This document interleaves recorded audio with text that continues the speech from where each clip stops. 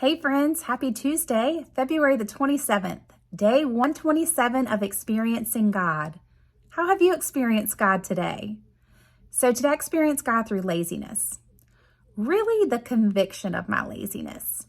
You guys know that saying, what's meant to be will be? Well, the Lord convicted me today that that is the biggest bunch of baloney, bulljive, lie ever. Why do I say that?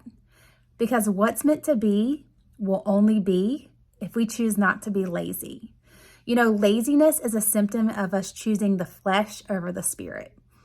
The Bible says in Romans 8 that the flesh and the spirit are always at war with one another, right? And so we know from Romans 8, if you go down a little bit to verse 13, it says, if you live by the flesh, you will die. But if you walk by the spirit, you're going to live. And so we know that laziness, a sign of the flesh. If we walk by the flesh, if we walk in laziness, we're going to miss out on some things.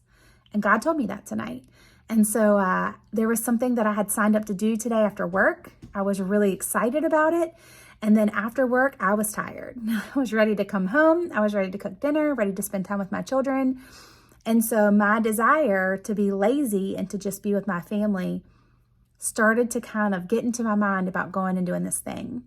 And so it started to rain, and I was excited because I knew if it rained, I probably wouldn't have to go to this thing. And so my daughter, who knew that if I went to this obligation, she would get to go see my mom, she started to pray. And she was like, God, stop the rain. And a couple seconds after that, she said, Mommy, pray and ask God to stop the rain. And I was like, no, I don't want God to stop the rain. But I felt convicted. And so I prayed. And God ended up stopping the rain, and I was able to go do this thing. But this is what he told me.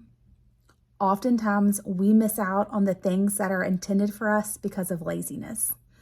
And so I just want to encourage you, if the Lord has asked you to do something, put that flesh under you, walk by the Spirit, take off that garment of laziness, and run headfirst into it. The reward is so worth it.